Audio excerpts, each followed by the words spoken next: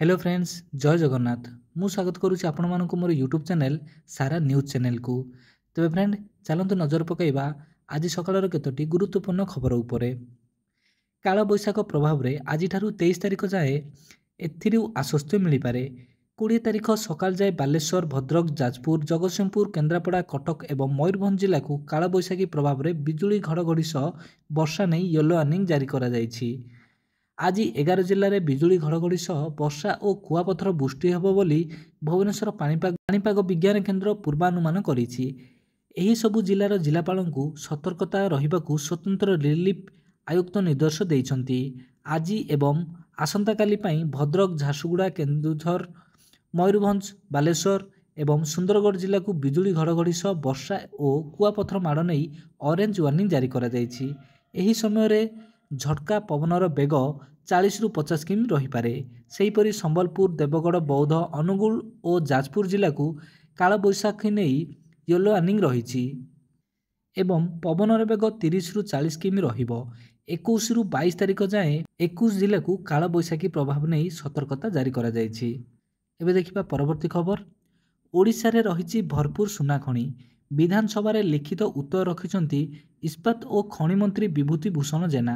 मंत्री कहिछन्ति देवगढ़, केन्दुझर परे सुंदरगढ़, नवरंगपुर, अनुगुल, कोरापुट, मालकानगिरी, संबलपुर और बौद्ध जिले भी सुनाखनि थिबा सूचना मिली। सेहीपरि मयूरभंज जिलार जसीपुर, सूर्यागुड़ा, रुआसी, इडेलकुचा, मारडीही और सुलेपाट एवं बादाम पहाड़ अंचल में सुनाखनि अन्वेषण निमंते प्रारंभिक अनुसंधान जारी रही।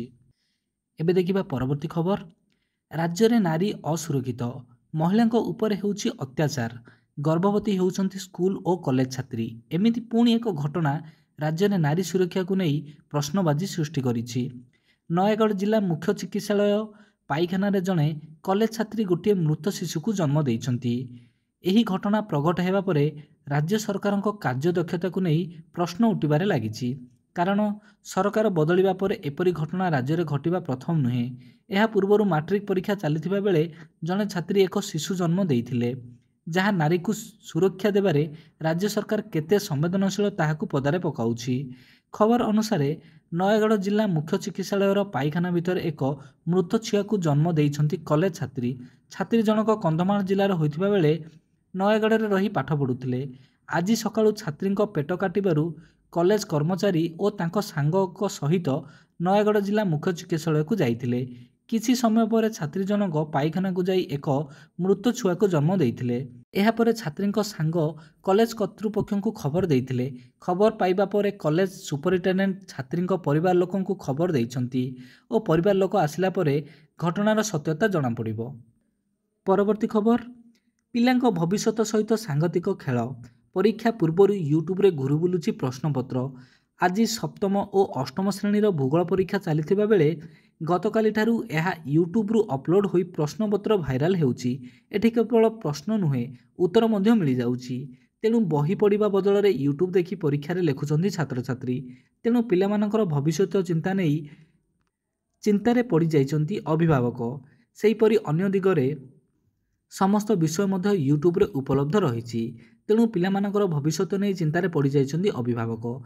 शिक्षा को तृणमूल स्तर सुदृढ़ करबा पई सरकार छात्र छात्री मानक पई विभिन्न पदक्षेप नेउछन्ति। मात्र किछि असाधु कर्मचारी एवं यूट्यूबरक पई राज्य रे भुसुड़बाकू बसिछि शिक्षा व्यवस्था। आउ अंधार भीतर को ठेली हो जाउछि छात्र छात्रीक भविष्यत। एबे देखिबा परवर्ती खबर। खरा दिने विद्युत काट ने समस्या रे जेपरी लोक हैरान न हेबे से नहीं स्वतंत्र ध्यान देवाक मुख्यमंत्री शक्ति विभाग को निर्देश देइछन्ति। दिन 11 ରୁ 5 एवं राति 9 ରୁ सकाळ 6 पर्यंत जेपरी विद्युत काट न हुए सेथिप्रति शक्ति विभाग दृष्टि देव। विशेषकर अघोषित विद्युत काट जेपरी न हुए सेथिप्रति ध्यान देवे। काल बैशाखी समय विद्युत सरबराह विच्छिन्न न हेबा आगुआ सतर्क रहिबा पई मुख्यमंत्री परामर्श देइछन्ति। खरादिने ग्रामांचल में निआं लागिबार संभावना थिबारु अग्निशम विभाग सजग रहिबाकू कुआ जाइछि। ग्रामांचल में ग्रीष्मजनित समस्यार निराकरण पई सरकारी अधिकारी क्षेत्र को पठाइबा सहित जिलापाल माने मध्य निजे ए क्षेत्र में संश्लिष्ट रहिबाकू मुख्यमंत्री कहिछन्ति। ଲୋକଙ୍କ ସମସ୍ୟାକୁ ଦୃଷ୍ଟିରେ ରଖି ଜିଲ୍ଲା ସ୍ତରରେ ହେଉଥିବା ଅଭିଯୋଗ ପ୍ରକୋଷ୍ଠର ଶୁଣାଣି ସମୟ ପରିବର୍ତ୍ତନ କରି ସକାଳ 7ଟାରୁ 10ଟା ମଧ୍ୟରେ ଶେଷ କରିବାକୁ କୁହାଯାଇଛି।